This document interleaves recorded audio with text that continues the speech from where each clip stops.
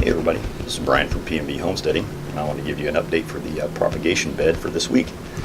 In my last video, you might have noticed that the volume was kind of weird when I turned the camera around. I had the microphone mounted in a different position, like a boom mic.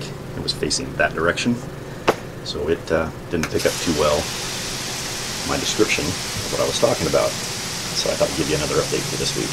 You can see the spray patterns. The spray system just came on. For misting.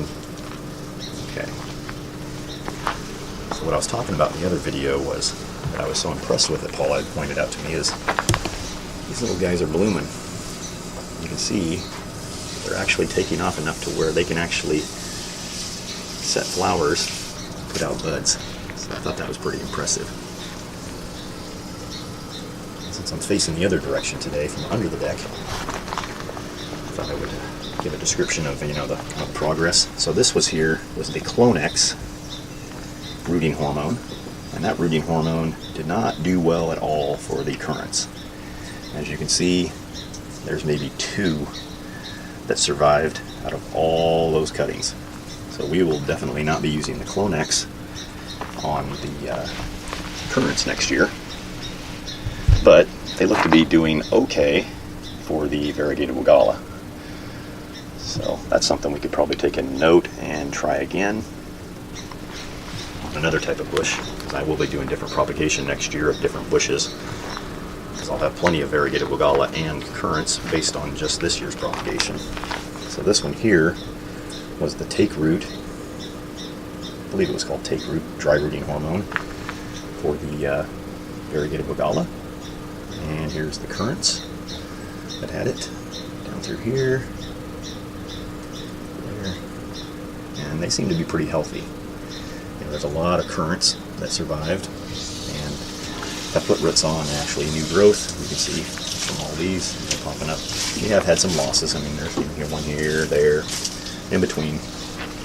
So that's to be expected when you propagate plants. And then we have the Garden Safe rooting hormone, which is the one that actually has the blooms coming out on it. So I have no idea if that's because of the rooting hormone, or if it's just maybe where it's positioned with the sun, because I mean, you can see the sun profile here, morning sun coming up through the gap in the trees. We do get a couple of hours of sun on this bed to some degree as it transitions, because the sun comes across going that direction, so all these plants do get a couple of hours of sun in the early morning. But I'm pretty happy with this Garden Safe dry rooting hormone. Both of these dry rooting hormones seem to have yielded quite a few propagated plants that I'm going to be able to put out in the yard here. And so, like most of these currants that I propagated here are going to go over into this area where I've put clover to establish a good root network in the soil and to increase its health. So we have some, just various, perennial plantings of, different types here. Peonies, and there's some angel heart plant there.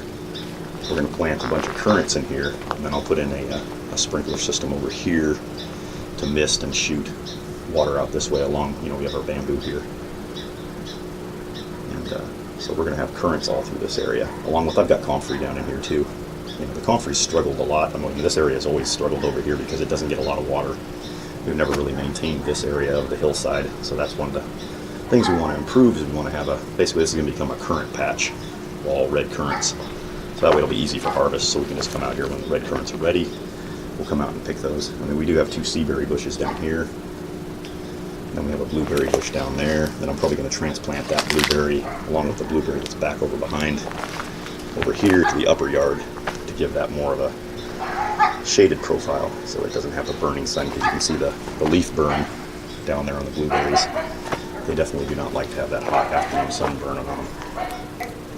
But that's kind of where we're going to take these propagated plants. For currants, they're going to go over there, and the variegated Wagala that we have in here is going to end up, throughout our yard, up on the hillsides of over there, where I showed in other videos of the back hillsides.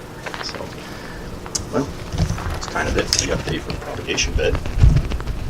All right. Well, this has been Brian from PNB Homesteading. Hope you guys are enjoying these videos. So I do enjoy talking about the little projects that I do here on a little urban homestead. All right, talk to you guys later.